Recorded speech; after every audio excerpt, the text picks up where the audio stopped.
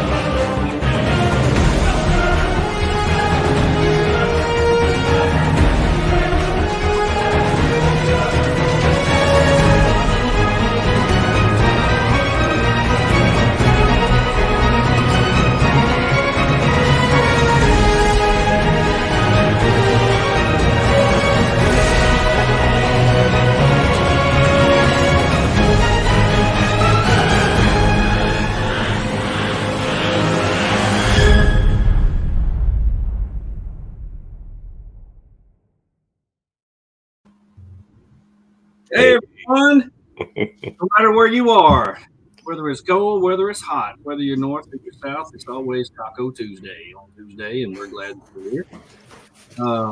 I have a confession to make. I broke tradition and did not eat tacos today. It feels kind of weird. I really don't know what happened. I don't know what to do, and I think it's going to affect me somehow. It's weird. I don't know. I don't know what to say. I have no excuse. We just decided on chicken nuggets, so I made chicken nuggets. So. Yeah, that chicken. That's some chicken. The wife likes my chicken nuggets. I don't know what to say. So it turned out good. It just wasn't tacos. Easy to do.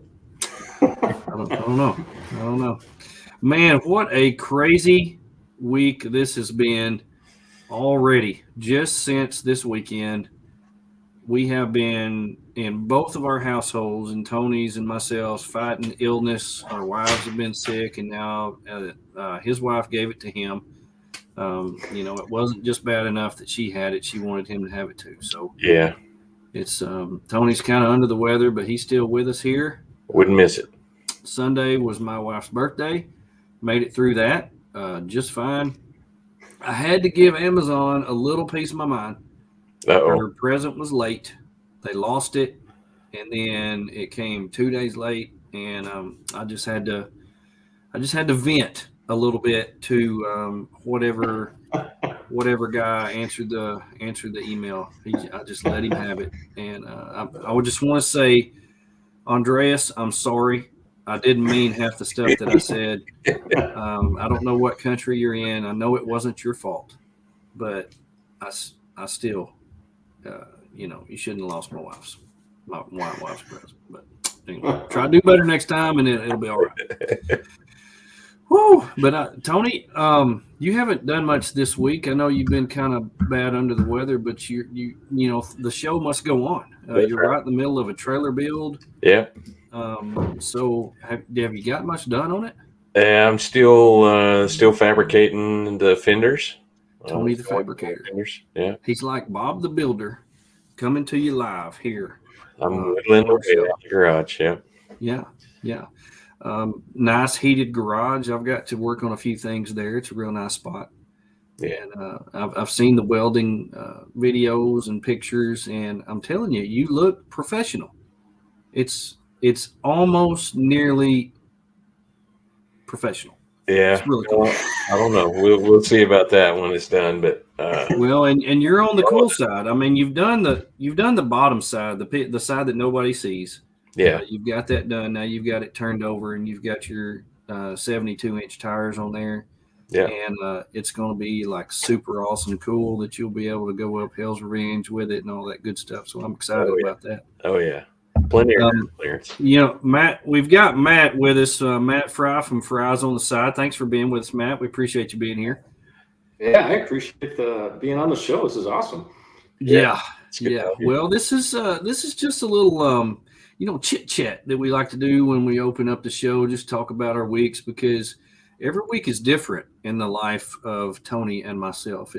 Tony is my spirit animal. He keeps me calm. Because I do get a little excited every now and then.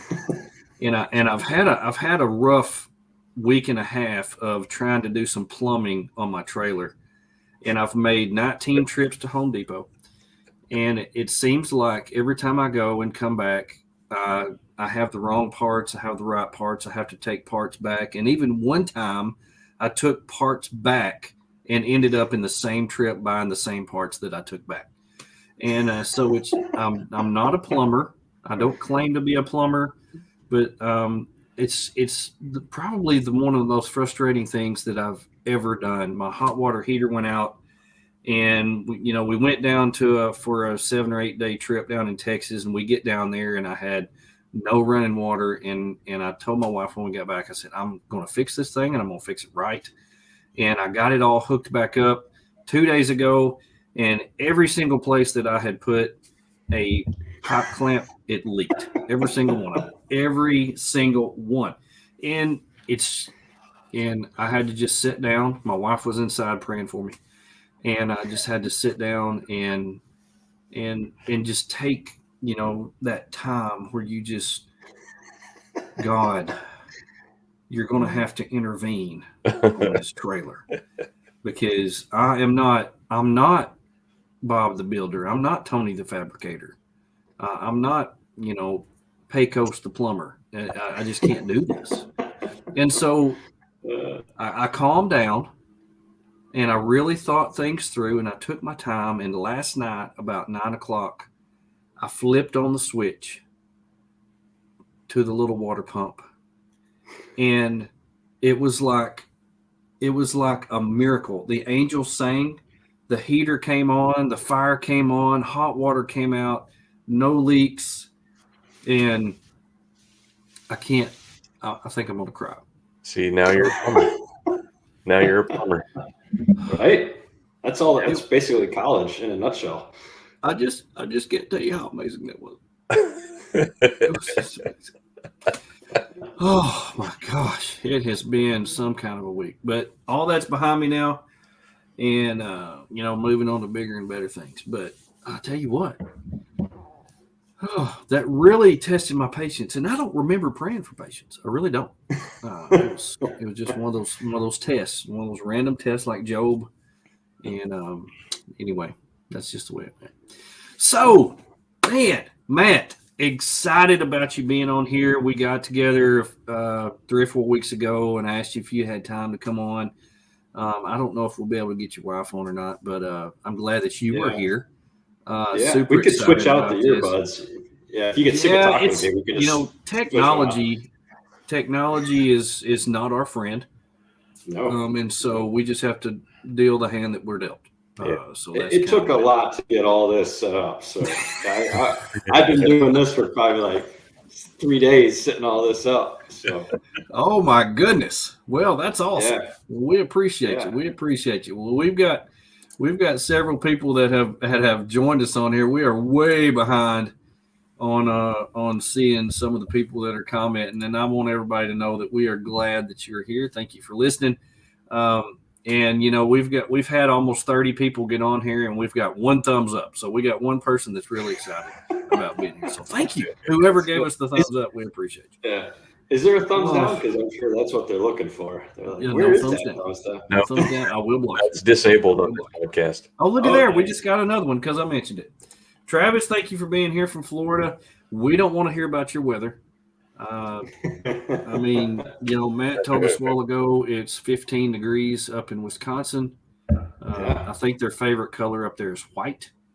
And I wear shorts. Wear shorts to work. I mean, went swimming earlier. So. Oh my goodness, I can't imagine. I think last year during More Expo, I was watching the news a while ago. More Expo was right at a year ago. And that was a record amount of snowfall for Arkansas. And there we were up in Springfield trying to get home. And I'm sure that was like nothing for you guys. I mean, that was like normal day.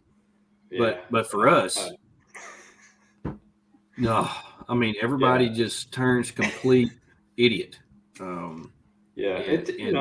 there's a skill set. I mean, there's like you drive on it every day, you get a skill set. But the reality is we also have the equipment to remove it, right? So, I mean, the stuff doesn't stay there very long. So, I mean, we got salt trucks out and it's just a regular day. But yeah, it was nothing. Well, I did not get scared of that. So. Yeah. I'm sure you didn't. Kara, Ozark Overland Adventures, the pink-haired, pink Jeep driving diva is with us tonight. Thank you, Kara. Her show will be at 9, so everybody join Wonder Repeat. I know you've been on her show. I watched you on her show. And I got a silver Jeep, so I'm just waiting for my hair and beard just to go naturally. So then, that was all my strategic plan, right? I mean, I can just get exactly. The Nathan Anderson says the one and only Matt Frey, Mr. Cheese Curd himself. Mr. Cheese Curd. Is there a story there? There's a little bit of a story, yeah. I mean, I think Matt came up here for the core event. And he picked up cheese curds and all sorts of cheese. And it's actually in a place that's just down the road from where I live. So going down, I picked up a bunch of cheese. And then on my video of the trip recap, I also had these like strings or straws. Well, I ended up eating those on the way down. So they're like, where do those go? So they've been riding me. So you can't put cheese in a car with me and expect it to last, 10 hours. Yeah. So same way. I'm a cheese guy. Love the cheese. Last year, in July, I actually went on a motorcycle trip around Lake Michigan and ended up coming through Wisconsin, and we stayed one night in Wisconsin. And that was the first time I ever witnessed a mobile cheese curd van. I was like, what? A cheese curd van? It's like Schwann's that only does cheese curds. I was like, this is the coolest thing ever. So, whole different world up there. Love the cheese curds. Love them. Well, before we get into, I want to do this right at the beginning because some people are on here. We're having a huge giveaway for Artemis. Artemis is giving away a 2.5 meter Howling Moon 270 awning, a 6-panel. This thing is so nice. And I actually am going to give that away and announce the winner right now. So we were supposed to do this last night, and here it's confession time again. I had horrible time with my computer yesterday, and it was Valentine's Day, and our grandbaby was over. I had all these things that were really going wrong. It was really going wrong, and so I couldn't do the giveaway yesterday. So I'm going to announce it right now. First thing, we're going to add this to the stream right here. This is all the names that were put in here. There was over 500 submissions on Instagram, and I think around 100 for Facebook. And so all these names are in here. I typed all those in here today. My fingers are so sore. It's crazy. But we're going to do this. It says right here, pick a random item right here at the bottom. So we're going to do one and scrap it. And when we scrap it, I'm going to write this down, whoever the first one is, because if I can't get in touch with the winner, I'm going to get in touch with this first person I picked. So here we go. We're going to pick a random thing. Pick a random thing.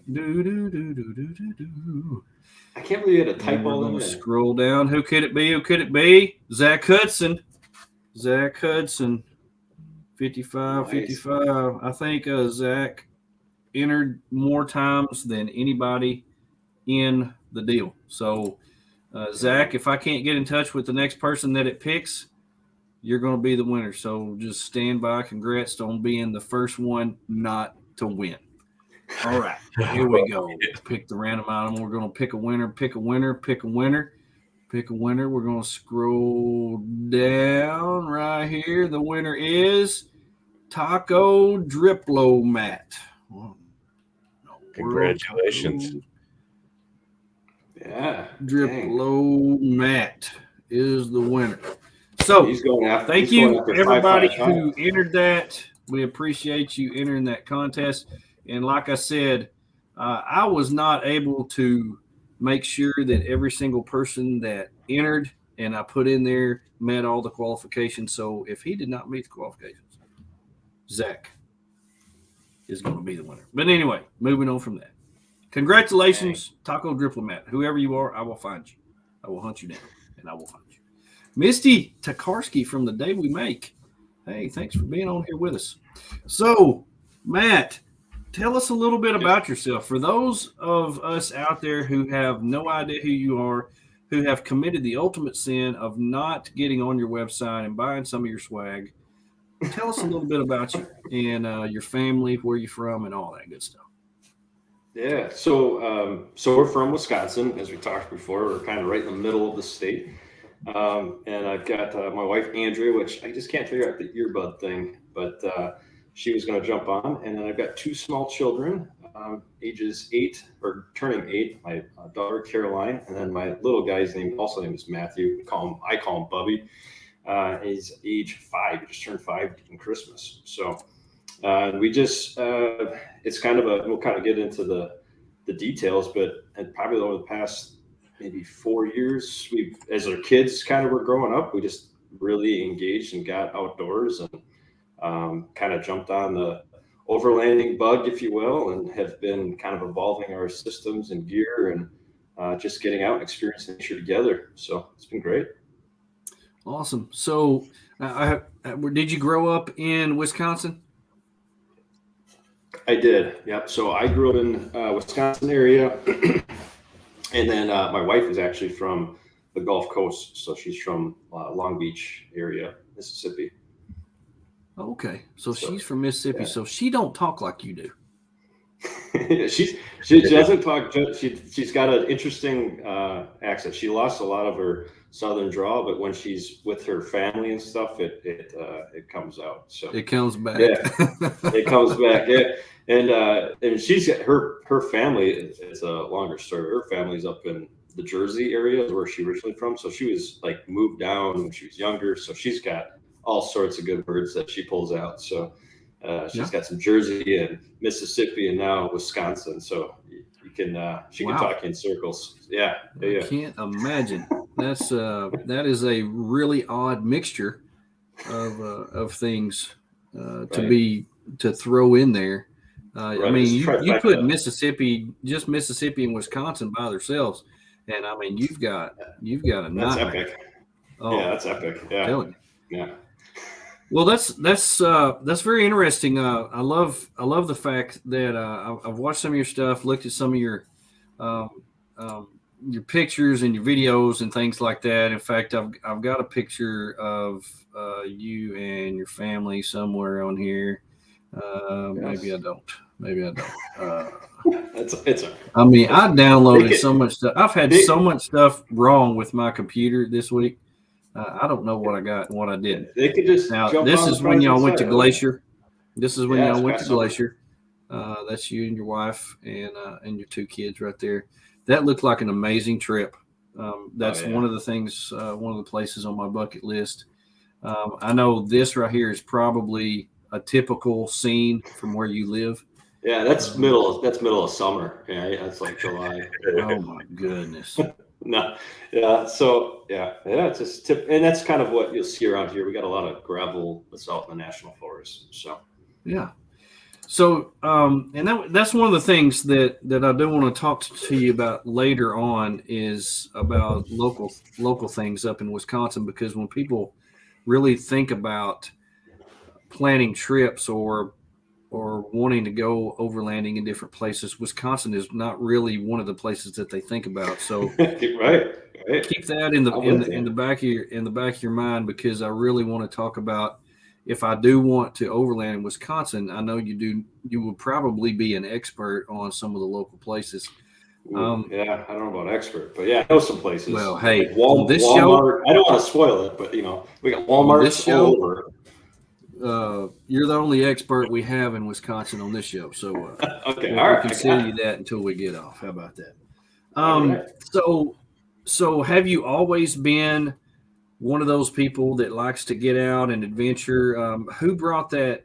Who made that something that you wanted to do? Was there a father, grandfather, or did you discover that late in life? Where did that come about? Oh, good question. For me personally, we actually really didn't do a lot of camping when I was younger. We went out and did some stuff occasionally, but we weren't one of the families that went out camping a lot. I was in the service for 6 years, so that kind of embedded some skill sets that enjoyed being out in the woods, and that was kind of my first experience of roughing it. But that was a lot of times playing war. So when I got out, to be honest, when Andrew and I first got married, I think we just kind of did what you would call a typical marriage, hanging around, going to the bar scenes or whatever, out eat to dinner and stuff. And I think when we had kids, it was trying to do stuff together. And I think we kind of stumbled and kind of rekindled this excitement to being outdoors. So it's relatively recent, I guess, as a family, especially. Awesome.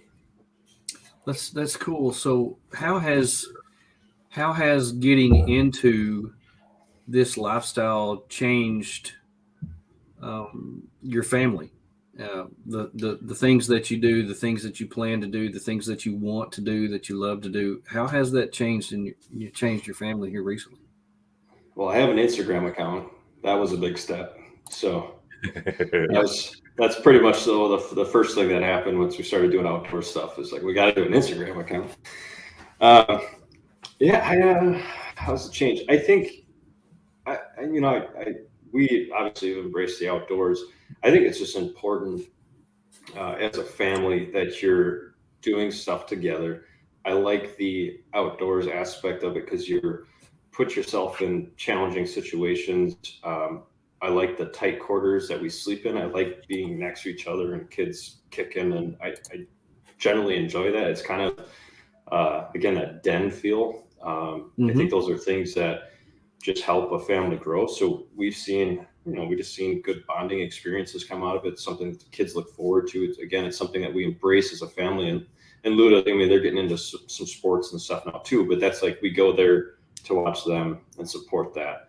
In camping, we're going together and we're enjoying it, as a group, as a family. So family group. I think that's probably the biggest thing, right?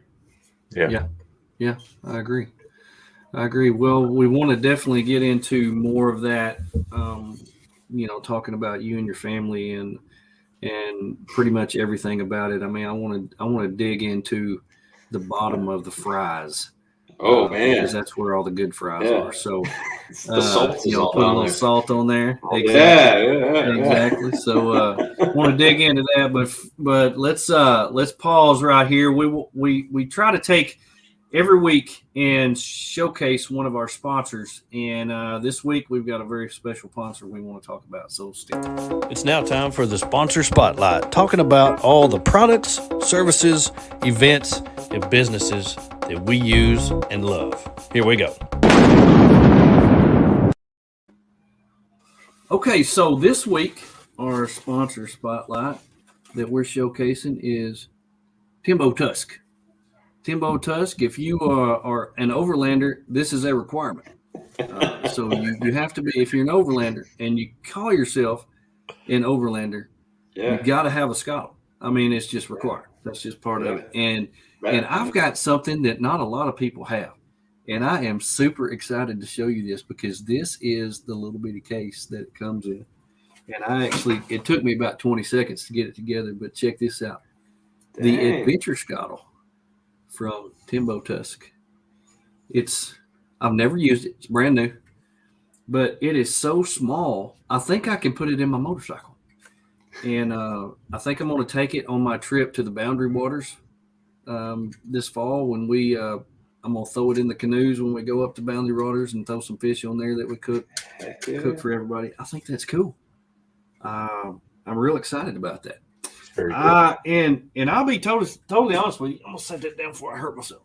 I'll be totally honest with you. When I first saw the Timbo Tusk Scuttle, I was very pessimistic about it because it seemed kind of bulky. It seemed kind of, my granny would say, bundlesome to set up. And and all that. And then I used one, and I thought, this thing's cool, you know. And it didn't take very long to set up, and it didn't take up much room. And they have perfected getting this thing in this bag, and it's not hard to haul around, and I love it. And Tony's got one, and he cooked on it down there in Texas. Cooked some steaks on it, and I cooked some biscuits and some pizzas on it, and fajitas one night. Everybody was super impressed with my fajitas. I don't mean to brag, but they were good. And you know, I have come to love this thing, and I think everybody should buy a Scotto. I'm just telling you right now. Plus, don't just take it from me. Where do I get one of these? Where do I start buying? TimboTuss.com. TimboTuss.com. It's a requirement. I'm telling you, if you're going to be an overlander, you have to have one. We got lucky. My wife actually won ours on a drawing, but from one of the infamous Blue Line Overland drawings. Arla won that, and they took it down there and made some amazing food on it. So while we're talking about cooking, I want to know. Tell me about this, Matt. Who does the cooking when y'all go? Yeah, I think we know where this answer is going. This is where Andrea would chime in. So I don't do cooking very often. If I do, it's pretty simple. It's rice and kielbasa or something like that for me. So Andrea cooks. Yeah, she does like everything that we would have at our kitchen table. Like she's cooked for us out on camp. So it's definitely not. We eat good when we're out camping with her. So so she definitely does all the cooking. She does a lot. I basically I'll like set up the rig and hook up the trailer and make sure everything's all dialed in, and I'll pack my bag, and then she's packing the kids, and she's packing all the food prep and stuff and loading all that up. So she definitely does a lot for the family. Man, what do you do? Not much. No, I hold the camera. I guess you drive. I hold the camera. Say, hey, that looks cool. Let's film that. So run down the trail. Awesome. That's awesome. What are some of her go-to meals? What are some of the meals that she loves to make that you love to eat? Man, like there's like chicken. Like this chicken bacon rice with ranch stuff. I don't know. It's amazing. Then there's, just like different types of, I'm a big spaghetti. I'm Italian, so I like all the spaghetti stuff. So we have all sorts of that going on. I've done shrimp and different fish. It's all good. It really is. So I saw, and I just have to share this with everybody because this was just mind blowing to me the other day. TikTok has the best cooking videos. I swear, I can sit and watch TikTok cooking videos all day. And this guy made pasta tacos. It just blew my mind. He mixed up all this taco meat and cheese and stuff, and got these big old shells and stuffed the stuff in there, and then rolled them in flour and deep fried them. Oh my! It blew my mind. Just totally blew my mind. I was like, how can you have a taco without a tortilla? Yeah. That just don't make no sense. So for the Italian people, you can eat tacos. And that's just mind blowing. It's just mind blowing. It's like cool. Wisconsin and Mississippi stuff going on. It's, Italian and Mexico. That's a lot going on. It's just like crazy. I don't know where these people think of all this stuff. It's the craziest thing I've ever seen. But anyway, I thought Kara wants to know what your favorite pie is at OART Cafe. Oh. Well, I think she's riding me because I call it like Oric and. Oh, okay. I wondered if there was a. Yeah. Oh my gosh, that's hilarious. But I will answer the question of that. I don't even know what it's called, the Oreo one. So we had some for Matt's birthday down there, and it was like an Oreo crumb, whatever. Amazing. It was absolutely amazing. So it was good. That whole experience was awesome.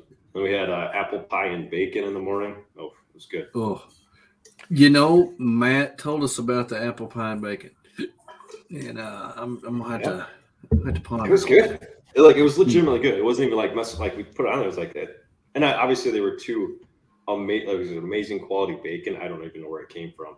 And there was awesome apple pie. So it was like two amazing pieces of. I don't know what bacon and apple have to do with each other, but it was good. That's some more of that Wisconsin, Mississippi stuff. Exactly. Sense, but it's good. Right. I mean, it don't make no sense, but it's good. So that's good. Here was something that was good. Yeah. Joey made some really good guacamole. I see you touch my heart when you talk good about me like that. Yeah. That's my wife. I mean, she's going to talk about it. But I actually, after I posted pictures of my guacamole that I made in South Texas, I actually did get an invite from Okie Overland on their camping trip first weekend in March just to come make guacamole. And I thought, anybody can do this. It's not hard. There's like 5 ingredients and you mash them up and that's it. Right. I mean, come on. Right. I swear. Yeah. All right, Matt, tell us about your rig. How you started out. I know you started out with a Jeep Golden Eagle, which I had to look up and saw the picture of it. I thought that was so cool because, I first started loving Jeeps back in the 80s. And I mean, it was like to me, it's like the, I don't even remember the movie, where the Trans Am with the big eagle on the hood. It's kind of like a Jeep that's a cross between a Camaro with a big eagle on the hood. They're so cool. But you've come a long way now. Smokey, maybe? Yeah. Yeah, Smokey. Smokey the man. Yeah. So tell us about your rig and how y'all have come, how far you've come over the years in changing things out. I know your trailer's different and all that stuff. So tell us about that. Yeah. It was so we had the Golden Eagle, which is like it's a TJ. So it was a 2-door Jeep. And let me back. I mean, I started on a motorcycle. I had a motorcycle for the longest time. And then we got married. We were broke, and we said Andrea needed a car. We were going from cheap car to cheap car. And I said, all right, we're gonna invest in a little bit better than a cheap car. And so we actually sold the most expensive thing that we had was my motorcycle. So we sold that, got Andrea a car. And then, both of us started careers and you start working down. And we wanted a Jeep because I felt like it is a toy. It was a fun thing, right? You take the top off and you enjoy it. And it was kind of a mix of, it's not a motorcycle, but you still get, we both sit next to each other and we can kind of experience that adventure, right? That whole lifestyle. Yeah. And we had that. I had that thing for a while. I forget how long I had it. And then we had a kid. Caroline came along, and we somehow crunched in one car seat in the back. I don't know if you've seen the back of this seat, right? I mean, it's like super sketchy. I had like ratchet straps, like pinning her to the. It's not designed. Ratchet strap the kid to the roll bar. Right. That's all you've got to do, and they're safe. Fine. I promise. It's fine. It's fine. So, and we had kid number 2, right? So my little guy came along, and then it's like, well, you had like a double-decker car seat strap. It just was not working. So the Jeep ended up just sitting. It honestly did, because we would go as a family. We get in her car and we go wherever. So we seldom drove it, and we just couldn't fit the car seats. So it was time for the family car. It's like, all right, we had the family car talk. Again, we've now established ourselves in our careers, and we got to make the plunge, be adults. So I showed up with a 4-door Jeep, and I said, it's got 4 doors. Like it's a family car. It's an Overlanding minivan. That's what it is. All it is. It's all it is. Safe. Right. It's got 4 doors. And I was like, it was really funny. Like, it's amazing how your mindset, like I used to think when the 4 doors came out first, I was like, that's not a Jeep. That's silly. Yeah. Like I was in that groove, that 2-door Jeep, that mini style, the short frame. Like I was just a Jeep. Like that's what I thought Jeep was. And the 4 doors blew it out. I mean, all of a sudden it's now 90% of the sales. I don't know what it is, but I mean, they don't even sell 2 doors hardly anymore. And now that I'm in a 4-door and have a family of 4, it's awesome. So yeah. Well, yes, we got that. Yeah, that was, and then I started, honestly, I started watching the YouTube is what got me, right? So I'm starting to watch YouTube, and I'm like looking up 4-doors and stuff like that. And then I honestly stumbled across, I don't know, maybe like Trail Recon, right, Brad, or I started seeing guys where they had the roof, these like boxes on top of their Jeeps. What is this stuff? And then it was honestly YouTube is when I found out about overlanding.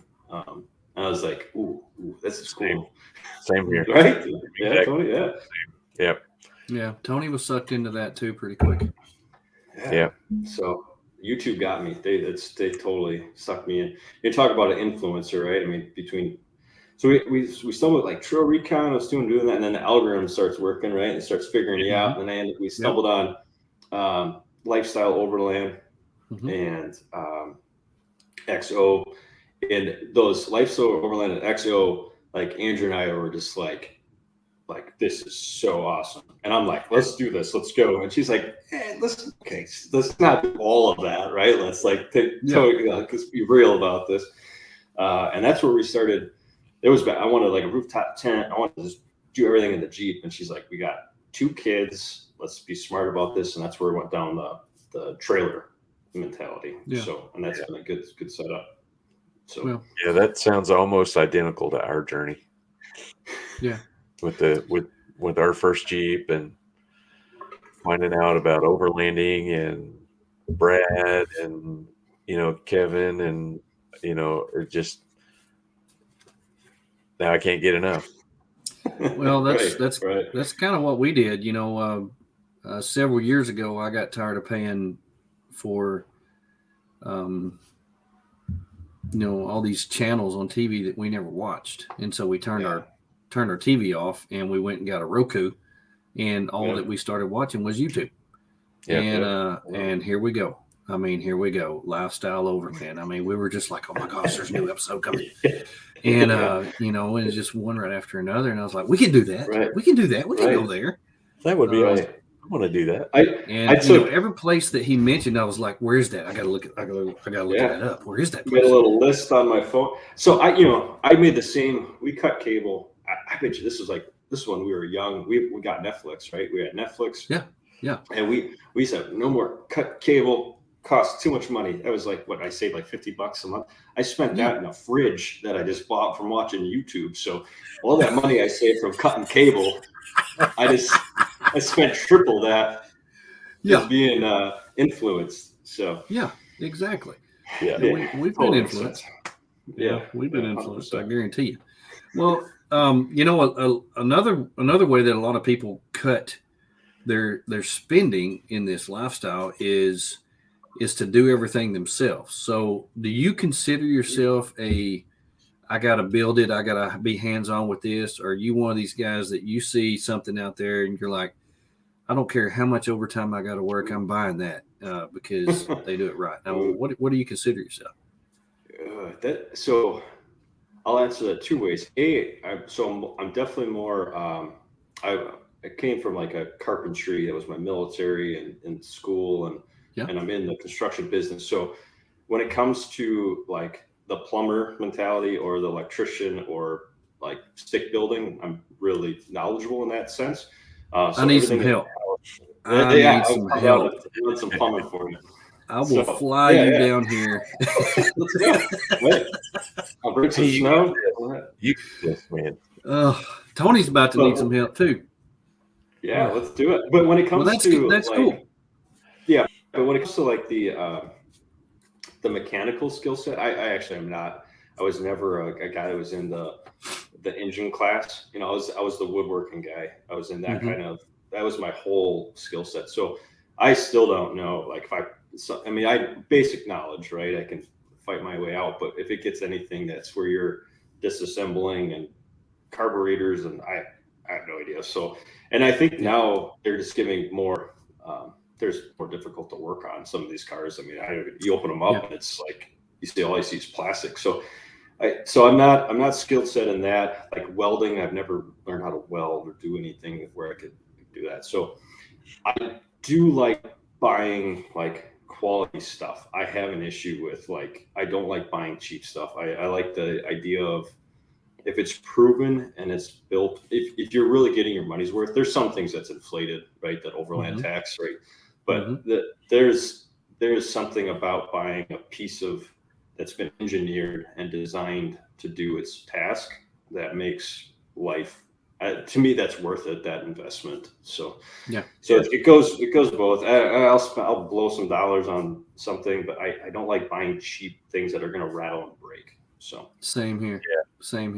Yep. You know, I've built a few things myself. My trailer's homemade. I didn't build it, but I was there, and I actually drew it on a napkin, and they built it.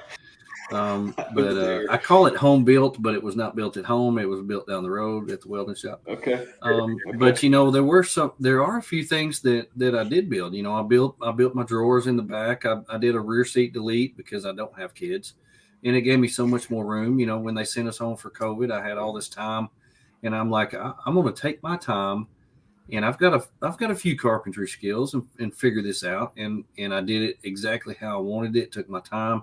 And it has been amazing. But, you know, if I was to go out and look up goose gear, you know, I would have to auction a kidney off in order to build or to buy what I built, because it's just, it's incredible. Goose gear is tough. I would love to, you know, I'd love to be like affiliated with them, right where you are, like to have that stuff that's built and figured out. But it is a tough pill to swallow because it is just it's quality product, but it is really quality, super quality. Yeah. Yeah. It's cut. It's perfect. It's, you know, it's engineered, but I mean, it's basically plywood with rhinoline or whatever, you know, a coating on it. Right. And I want to oversimplify it. Yeah. Birchwood. Right. I mean, it's done nice. It's really good stuff. And it makes the idea of like just dropping it in and installing it in 2 minutes instead of spending 18 days with a cardboard cutout and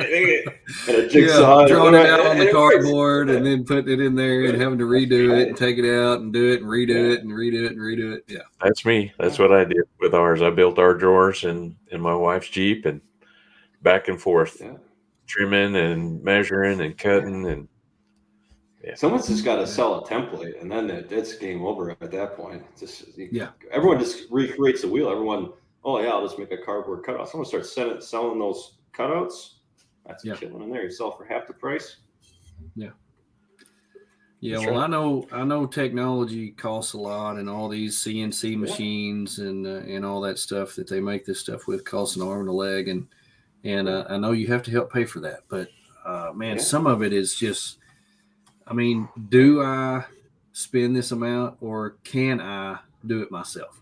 So, you know, if there's a possibility, it wasn't a month ago when Matt McClellan comes over to my house and he looks in my living room floor, sits the rear bumper that I've been waiting on for 9 months. And it came in the day before Christmas.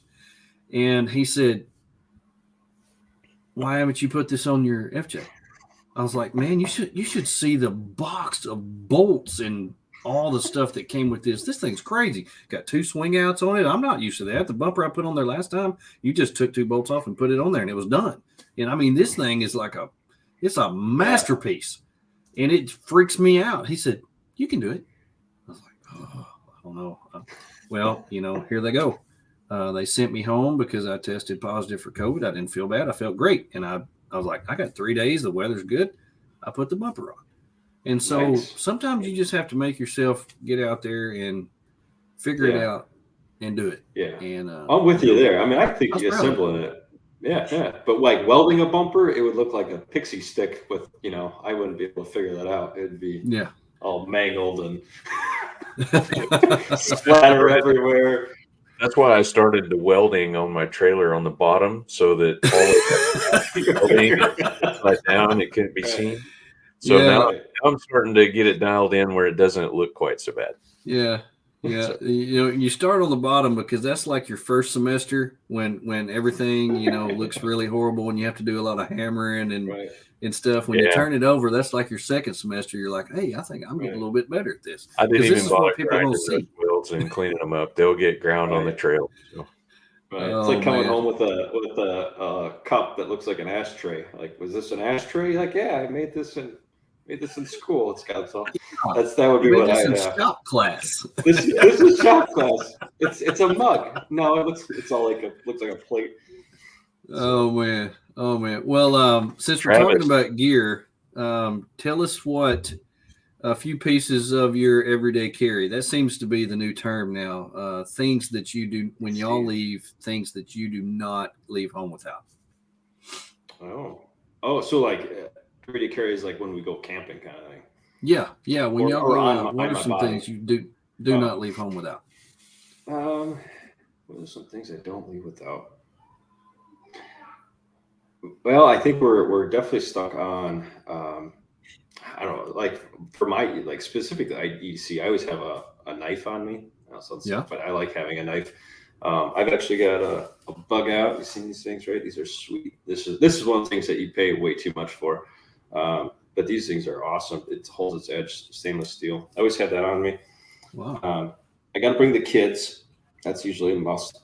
Yeah. Don't forget the kids. Andrea's probably, she's very important to bring along. I'm trying to some other go-to things.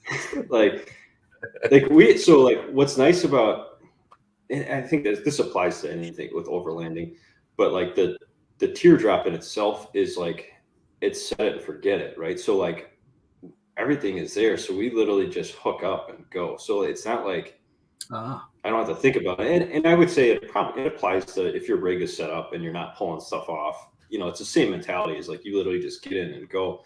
The teardrop is, that thing is, we got everything set up.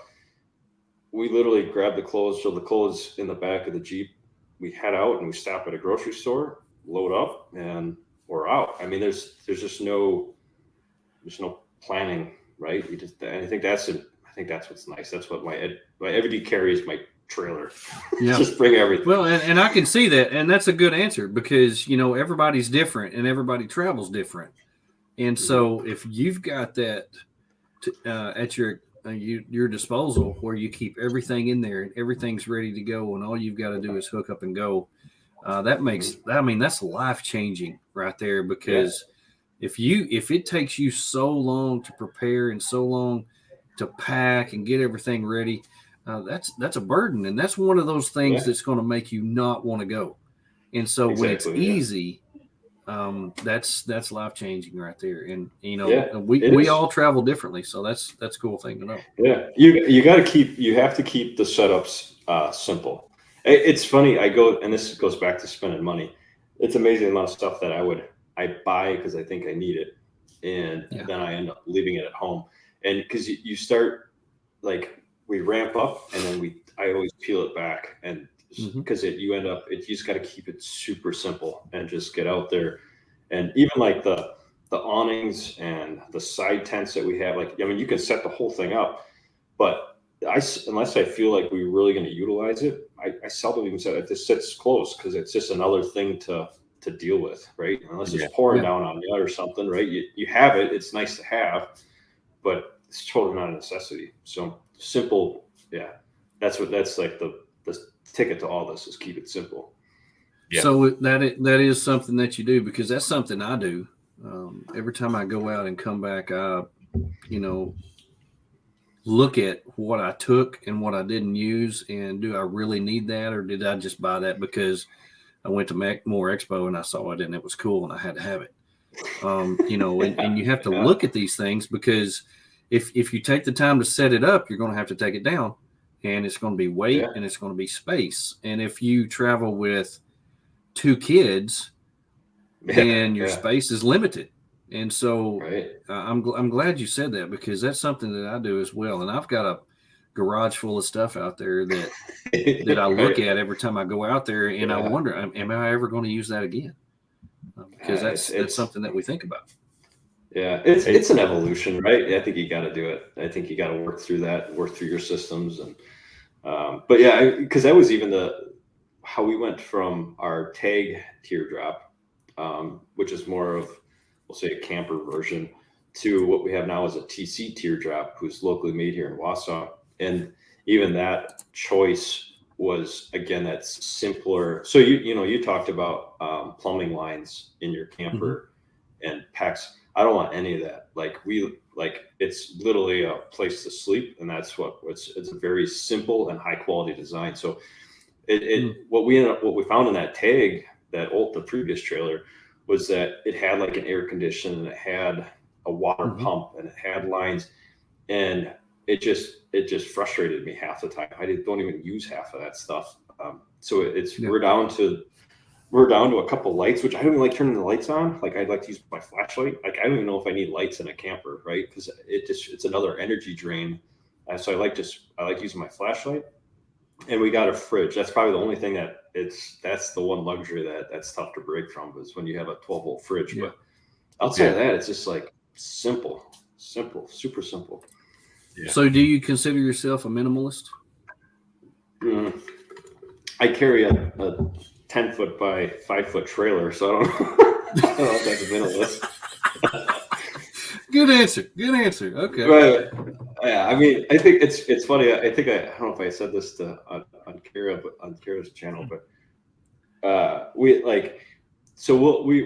mix in between of going out in like the national forest or like to proper state parks. Like it's still very good for the kids to get out, and there's always things to see. So when we pull into a state park, it's like, look at that cute little trailer, right? Because everyone's in these massive RVs and side of fold outs, and right. But then you pull into like an overland event, and like, look at this guy, Taj Mahal, he's dragging behind him, So it's like you get two different perspectives. Yeah. Because they're like, oh, look at this cute little trailer, and the other ones are like, geez, what the heck? You can't get a rooftop tent or. So. Yeah. Well, was that trailer? Is that exactly what you were looking for when you got it? Just a space to stay in and nothing more? Is that what you were really looking for? Yeah. So part of that evolution from Rewind, when we were looking at what are we going to do to get outdoors, and I was on like the rooftop tent mentality. We said we want to get a camper. It's best for the kids. That mentality. Andrew was really pushing for that. But we were like in the pop-up world. Like maybe we just get a pop-up camper and blah, blah, blah. And I didn't want to mess with it. I didn't want all the gears and the things and the pulleys and brakes. I said, if we're going to get a trailer, I want a teardrop. Because that, again, it's no setup. I literally pull up and the thing is, you jump in it. So I wanted it simple. And then the idea behind a teardrop is nice because all you do is sleep in it. And then at the end of that, you're outside. And if you have to, like we were in a couple hailstorms, like a couple, even before we were starting to film everything, and we were in some nasty hailstorms and blah, blah, blah. So when you get into an encapsulation, a box, you're just a little bit more safe than being out with, in a tent. So I'm a big teardrop fan. I think they're awesome. I think it's great, especially for a young family. Yeah. Well, Kara wants to know, is there anything you're shopping for at More? Anything specifically you want to look at when you're there? I just want to make more friends. That's what I'm shopping for. More friends. Yeah. So it's all about connecting with people. Are you going to be there as part of the show, or are you just going to attend? So it's Chris is obviously, he's hooking us storytellers up, right? So he's giving us a place to set up outdoors, I believe. So in the storyteller part. So incredibly generous of Chris. He's phenomenal. So I was just, again, I'm excited to be part of Total Tangent, but I'm excited to be like on this show talking shop and something like for More, where he's extended an invite for me to be part of that group. It's just really cool. So I don't know exactly what I'm going to do yet. I may bring the teardrop down, put it on display, but I want to do some of the events that are happening at More. So I don't want to be the guy that's sitting at a booth, frankly. And I like to film. I like to share my experience. So I think I'll be there for a little, maybe Saturday. I'll spend some time there at a booth, but I'll definitely be running around with my camera and having fun and do a couple of the events these guys going on. So awesome, very cool. Well, I want to talk about your kids. We had talked about traveling with kids last week. We had Brandon and Haven Waters on, who travel with a newborn, And I know that's a little bit. That's special. Yeah, more power to you. More power to you. Right. Sounds like a nightmare to me, but you know, does having two small children, does it affect your decisions in what you carry, where you go, what to do, how far you go, when you're planning on where you're going? I would say, I think we try to make sure that there's some level of so I'll say how we travel. When we travel long distance, we do take breaks. So we intentionally only drive like 300 miles at a time. So as a family, we'll go basically at the early morning. You know, you eat breakfast, get on the road, stop for lunch. We let them play for like an hour at a playground like we'll just like Google up playgrounds. We'll let them play for an hour. Then we'll get back in the vehicles for a couple more hours. Try to get to our camp around like 4 or 5 o'clock, so we can sit down and have dinner as a family. Again, they can ride their bikes and stretch their legs. So I think traveling with kids, at least with our method, is that we take it. The traveling is part of the experience. It's part of enjoying what we're doing. So if we just have to have enough time to get out to places. So we intentionally just take longer and enjoy the trip. So I'd say that's what we do for traveling. As far as like where we go and the places that we go, I don't think there's really limitations. I obviously don't want to go like, you know, something that's super sketchy where I would feel unsafe, but you know, like parking next to some ledge where they would potentially hurt themselves. But I for the most part, they're good and we're respectful. I don't like stuff that's really overgrown, you know, because up in Wisconsin, sometimes you can get like where it's just not, people aren't there and it gets tall grass and you're dealing with all sorts of critters and crickets and stuff that, you know, we try to avoid that kind of stuff. But for the most part, we just, you know, you got to have something for them to do. I mean, that's the biggest, keep them entertained. Yeah, so. True. Yeah. Well, how, as a parent who loves this lifestyle, how important is it to instill your love for the outdoors in them now? Is that something that you and your wife have talked about? You know, teaching them your ways so that when they grow up, they can carry on this tradition if they so choose. Yeah, I think so. For me, it's not necessarily instilling like the love of outdoors. It's just like the outdoors is where the rest of the world is.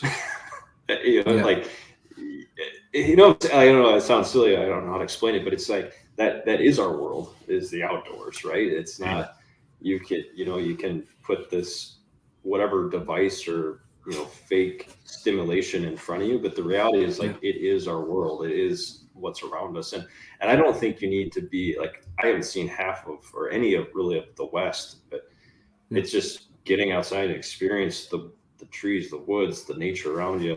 Because I feel like that, again, that is our world, right? That's something that you should have an appreciation for. It's not necessarily like forcing a lifestyle as much as just that's the way to be, right? So yeah.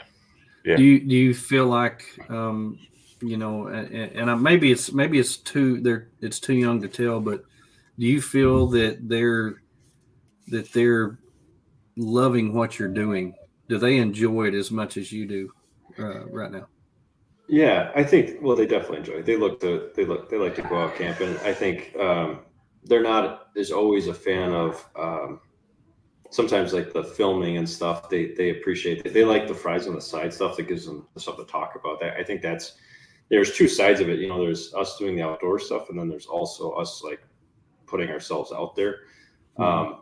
And I'm not actually sure about putting ourselves out there. I'm not necessarily bought in with you know, what impacts that makes with children just yet. So we're still on the fence with that piece of it. But as far as the getting out there experience, if they love it, it gives us a bonding experience.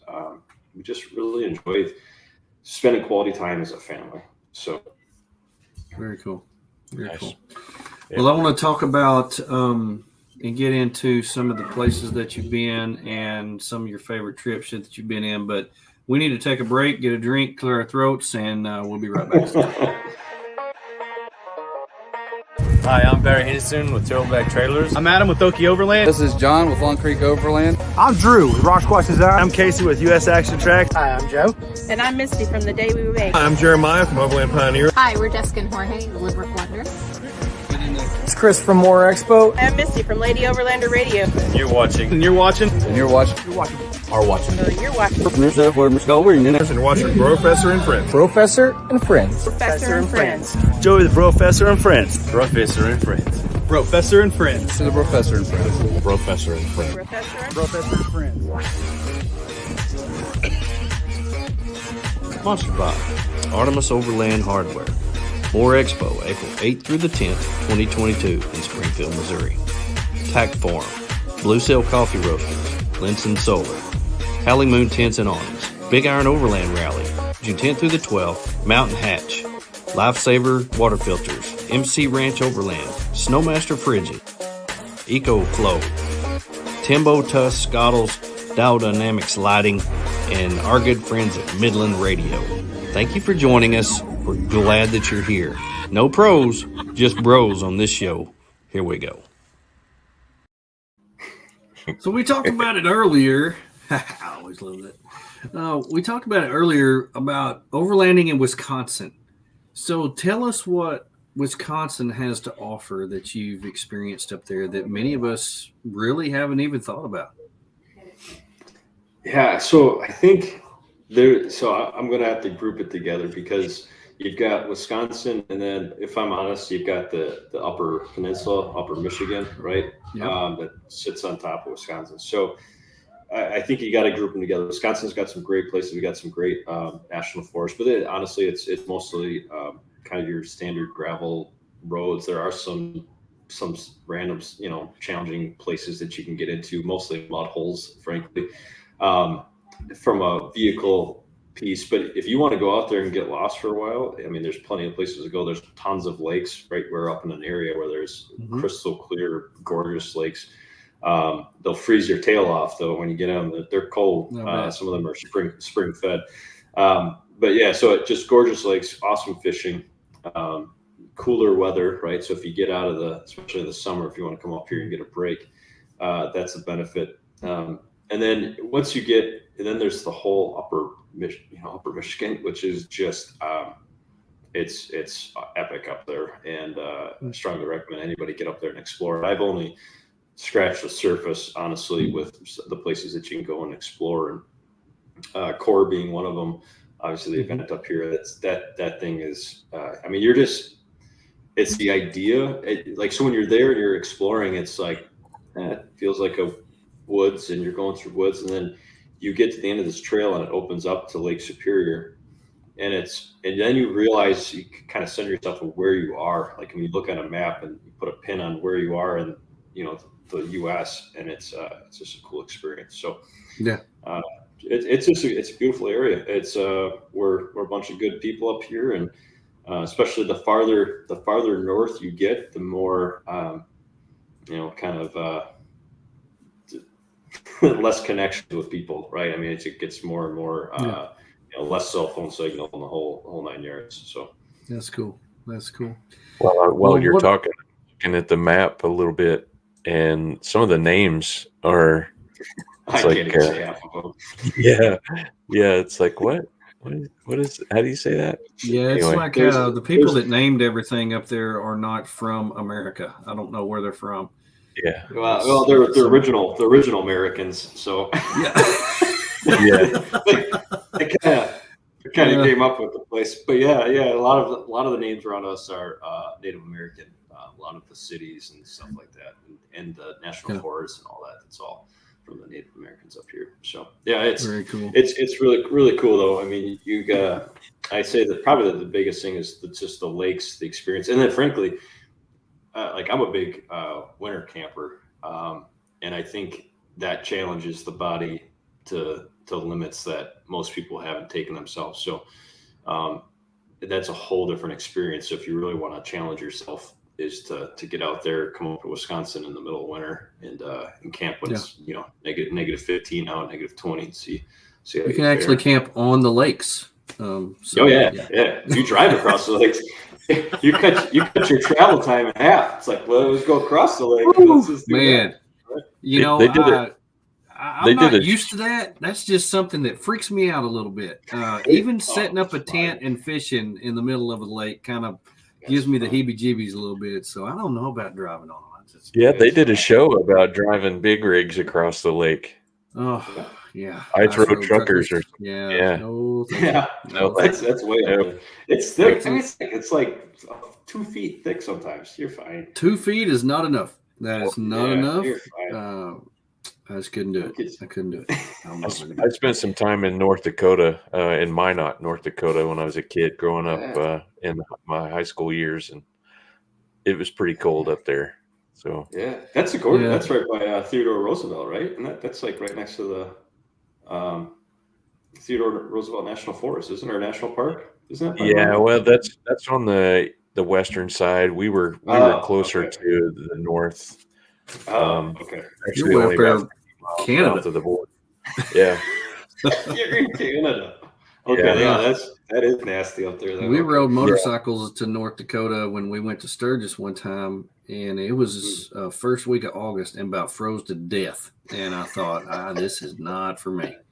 This is not for me. That was the craziest thing ever. I said, it's August. It's supposed to be hot. Yeah. I mean, it gets hot. Not as hot as down by you guys, but I mean, it gets hot. You have some days that gets 90s and 95s, and do you have humidity? Is the humidity bad? Yeah, it does, but not, because I spent in southern Mississippi. Like, I know what humidity really is, right? Like, where you have to, you walk out and your shirt's saturated in 2 seconds. It's like, oh my exactly.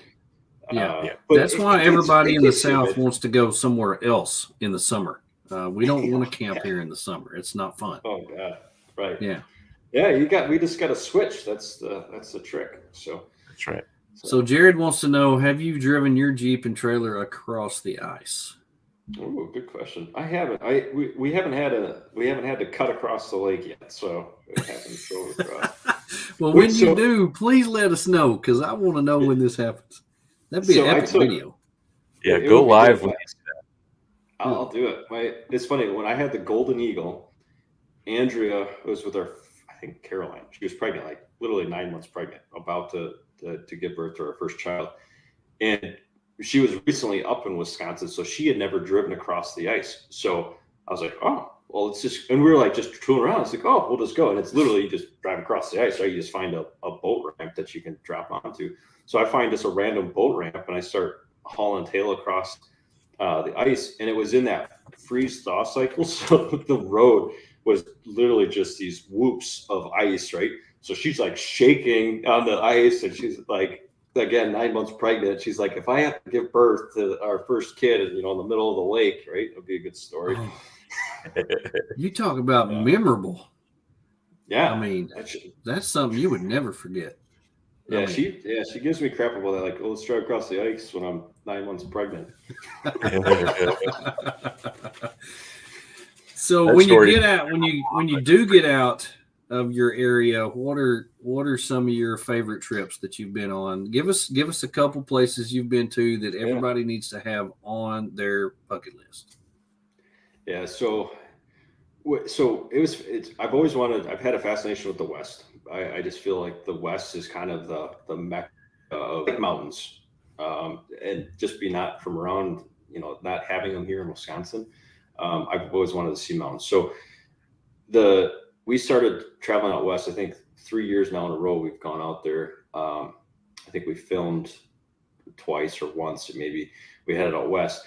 And Glacier was this past year was, oh man, it's possibly one of the most centering experiences I've had.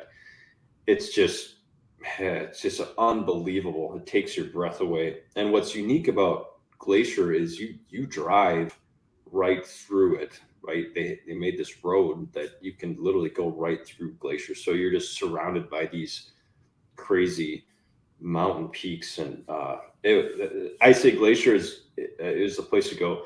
Our kids were pretty young, so we couldn't hit like a lot of it's hiking, so you can get in so far, and then you have to hike to experience some cool places. So we did a handful of hikes, but it wears on the kids. You can't do it day after day after day. Mm-hmm. So I think we'll go back to get the kids. And then on the other side of it, Yellowstone is just because it's a unique, whatever, underground volcano or whatever the heck it is, that whatever the anomaly is that it's there. It's just a different experience. So it's not like you don't have these epic mountains, but just like these geysers going off around you. It's just like, and again, a kid from Wisconsin, right? And then you come up on these mountains and geysers, boiling mud. Right. It's just like I remember when I went out there and saw the boiling mud, I was like, how does this happen? That shouldn't happen. That shouldn't. No, it shouldn't be this way. Why am I standing on top of it? Right. This is not. Yeah, we should not be here. Right. Yeah, exactly. So, I mean, whoever built those wooden planks on top of the boiling mud, I don't know. There's some crazy people out there. Right. Or we always think about like when they stumbled. Every time we go on to Yellowstone, like you talk about, the native people, like. Obviously, they had to think it was some sort of religious. I mean, I don't know how you could stumble across something where all of a sudden it shoots out this boiling water and not like, holy cow, how do you, it's got to be a powerful, I just can't imagine walking up on that, right? Like you're going through some woods and you're like, I'm really crushing it today. And all of a sudden a geyser shoots up and boiling mud. And you're like, whoa. Time out. That is a phenomenal place. I actually went there in the winter. And we took a group of disabled veterans up there and did a snowmobile trip. And everywhere we went, you can go through that whole park in the winter on snowmobiles. And it is unbelievable neat. Absolutely had a great time out there with that. It was a cool trip. Love it out there. Beautiful. Yeah. Beautiful. Yeah, I definitely have a fascination with that. I'd love to be out there more. So that's awesome. So if you had an unlimited budget, unlimited time, what would be your dream trip? Alaska, like doing the whole kit and caboodle. Starting from like driving there. Drive up the whole coast. That would be awesome. So, and just camping along the way and experiencing all that. So, get as far as you can. Whatever I think EXO just went there again. Whatever that point is, like just make the haul, go all the way out there. Yeah. So. That would be cool. That would be epic. That would be pretty cool. I can guarantee you that. And we ask that to everybody that comes on the show. I believe Alaska is by far and away the number one answer that people. Yep. And I guess it's just like remote. Yeah. When I saw Lifestyle Overland do the Dalton Highway, I was like, that's so cool. I got to go there one day. And, then Jorge and Jessica from Live, Work, Wander went up there and they just did. And it was like, okay, put that on my list. I got to go there. I got to go there. Where's this? I got to go there. And just unbelievable places. And I'm a cold spirit. Like I don't like being hot. I actually don't. That's so on the flip side, I don't do well if it's like nasty, sweaty hot. I complain and I'm just a big punk when it comes to hot. So like the idea of like going down to like Mexico or like Baja style, like there's nothing, like it's cool. It's still really, it'd be cool to see, but that doesn't do it for me. The sand, that reminds me of Iraq. I rather not mess with that stuff. I rather get out there where cool, you button up. I can survive better in the cold. So yeah. That's cool. We're pretty kindred spirits on that end of it because I hate being hot. Absolutely hate being hot. I would like to go down to Baja and see where Marco and Brad went on that trip. Yeah. I would like to go see that. There's some beautiful places down there. But the mountains, it's cool. It's just like the sand is what gets me. I think the sand and the wind. Yeah. I think it just makes life miserable for me. I just think, oh my gosh, if we went down and like if you go fly down there and you put on a bathing suit and you're drinking a Mai Tai, you got me. I'm sold, right? But if I'm gonna go on an adventure, Yeah, we pulled our trailer last spring break down to Padre Island and camped right on the beach, and we were miserable the whole time. Yeah. The wind never stopped. It was blowing in spray. The sand stuck to everything. And, I hate to complain about going to the beach, but it was rough. Yeah. I'm with rough. You. Yeah. Eating sand, it gets silty. Forget it. Yeah. Yeah, it's sand is not one of my favorite things at all. Right. So I'm answering him right now. He said, "Did we give away?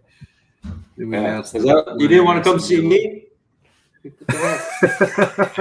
Say hi, Rick. Oh man, chat about sand. Like I want to know about the giveaway. Travis said, "I've lived in Florida since I was a kid and hate the beach for that same reason." I absolutely love the ocean. Yeah. I love the ocean, and the coolest place I've ever been is Sicily, because they have beaches with no sand, and it is like heaven. I'm telling you. I told them, I said, they were like, "Oh, we got to take you to this. We got to take you to this one beach because it's magical and all this." I said, "What makes it magical?" He said, "It's the only place on the island that has sand." I was like, "I don't want to go there. I don't want to go there. I like it here. It's beautiful. All the mountains and the cliffs and the water and the rocks and no sand." It was cool. It was unbelievable. That's beautiful. Cool. I spent a couple years over in Europe actually, and in my time in the service, and I got to see some cool places, but not the no sand beaches though. I missed out on that. Yeah. If you ever get a hankering to take your wife to a beautiful place, Sicily, I could live there. The food, of course, you're Italian, so the food was excellent. There was not a bad meal that we had, and you can drive all the way around the island. There's so many beautiful places. We actually got to go to the top of a volcano. And, awesome. funny thing, this volcano that's over there, I asked them, I said, "Is it an active volcano?" And they said, "Oh yeah." Well, being over here, an active volcano goes off like once every 10, 15, maybe 20 years. And I said, "How often does it erupt?" And they said, "Oh, about once every month or two." And I was like, "What? And you're taking me up there? I don't want to go up there." That's like boiling mud. You just don't do that. Why you want to go up there? That don't make no sense. Yeah.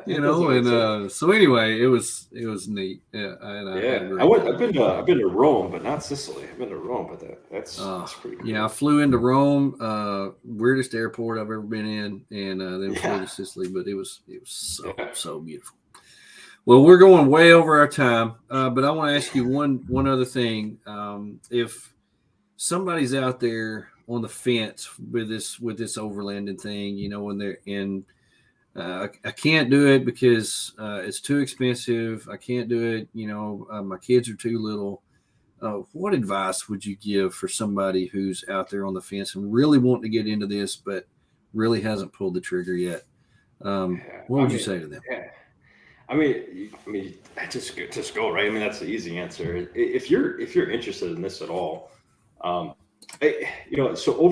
overlanding is, and it's gotten a lot of stigma around it, and most of the community is super awesome, but I don't know if I really necessarily say that I'm an overlander as much as I feel like it's a fun way to camp, right? Yeah. And it's kind of revived, in my eyes, it's revived camping, right? I mean, camping kind of took a dive, and it's kind of putting that experience. Now you have the extreme with the true, like the EXO and all that stuff. That's awesome. But I don't think you need to do that to just get out there, throw a tent in the back of your vehicle, and go out and experience the outdoors. And frankly, like in my eyes, it could just be the day trip, the intent of just going out, driving, parking your vehicle, going on a hike, coming back. With kids, I mean, you can have 1,000 excuses, and you just got to prioritize what's important to you, and start working on whether it's sleeping habits or nap times or long hikes, short hikes, or how do you work them up towards that? You just got to focus on what's priority and go for it. Yeah, just go. Totally agree. Get out there. Totally agree.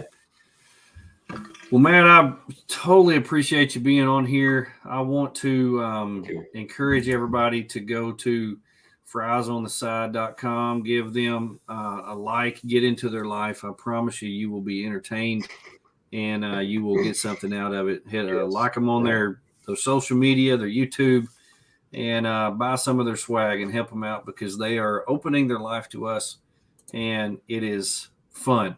And I really appreciate you coming on and sharing with us tonight. Yeah, Benny. Oh, thank you. Thank you. I appreciate being here. This was awesome. Yeah, we try to have fun. Like I said, we're not pros, we're just bros, and we just have a good time when we come on here. And the 6 people that watch us every week have a good time too. Yeah, I love it. You 6 people are awesome. I want to make sure everybody knows. Yeah. Make sure everybody knows next week we're going to have some world premieres on here. Again, it'll be the first time you've seen it on here. Chris from More Expo is going to come on here and talk about Big Iron, and we're probably going to release who's going to be doing some music at Big Iron and talk about some of the coolest things that he's got going on at More that maybe you don't know about. We don't know. But we'll be back next Tuesday at 7 p.m. Same bat time, same bat channel. Same bat time, same bat channel. Well, until then, I thank everybody for taking a little time out of your day and joining us and letting us invade your home. Matt, Tony, thank you all for being on here. It was an awesome time, and really had a great time. So until then, everybody, live the life that you've always dreamed of. Don't make excuses. Just get out there and do it. I promise you, you will not regret it. Look out for number 1.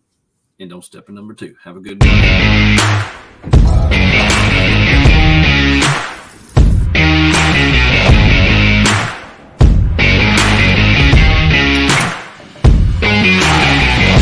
BROfessor and Friends 2022.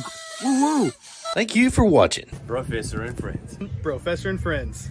Joey the BROfessor and Friends. BROfessor and Friends. BROfessor and Friends. BROfessor and Friends. Professor